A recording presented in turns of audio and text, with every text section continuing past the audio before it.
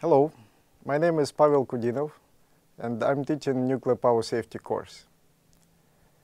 Safety is about management of the risk, and risk is often presented as probability of certain hazard times its consequences.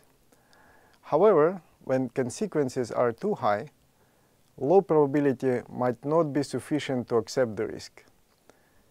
Small probabilities also have large uncertainties.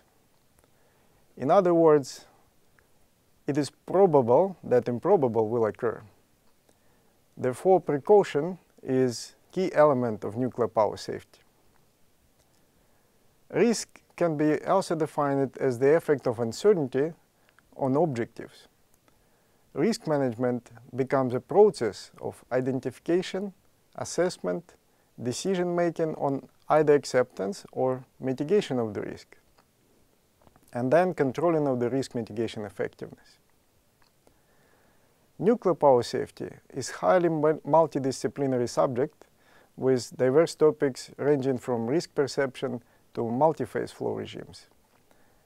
This nuclear power safety course aims to instill in the students not only knowledge of basic principles and concepts, but philosophy of nuclear power safety, as well as incentive to study further. So learning by doing will be the most adequate approach to help achieve the course objective. Nuclear power safety is paramount to both economic performance and public acceptance of nuclear power safety. The ultimate mission of the nuclear power safety is to ensure that release of radioactive materials from nuclear power plants and its effect on public health and environment is as low as reasonably achievable. Technical content of nuclear power safety addresses both probability and consequences of such radioactive releases from the plant under normal, abnormal, accident conditions, including severe accidents.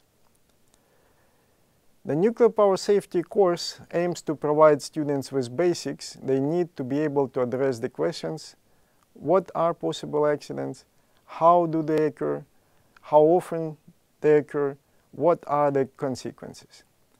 Given foundations of the nuclear power safety, students can identify and apply appropriate concepts required for prevention and mitigation of the accidents. After the course, you shall possess the basic understanding of principles, issues, and tools in nuclear power safety. The objective is achieved if you show that you are able to define safety design requirements and explain how they are achieved in the design, construction, and operation of nuclear power plant. Identify key milestones in the accident progression scenarios, from design basis accidents to severe core melt accidents, and relate them to respective prevention and mitigation measures.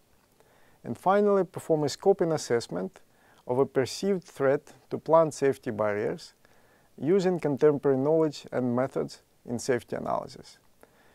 The last set of skills is developed in the project assignment, and all project topics are actual, unresolved, and necessarily controversial. Each project is carried out by a team of 3 to 4 students who work as an industry opponent, concerned party, vendor and/or utility representative, and a regulatory body. The work would involve, as setting suggests, some confrontation, but it must be done in a constructive, technical way. The project is for students to work out the topic, learn how to apply knowledge of nuclear engineering and safety principles in practice. It is not the conclusion, but the process, depth and breadth, that will be judged in the project assignment. Each team member has to provide own assessment of the identified problems based on own calculations performed independently from other group members. Finally, safety is not observable, but if safety requirements are not fulfilled in the design, construction, and operation of the reactor, then accidents happen. According to Murphy's law, if anything can possibly go wrong, it will. And the goal of nuclear power safety is to make sure that large accidents with significant consequences are physically impossible. In this course, we'll teach you how to achieve that. Thank you.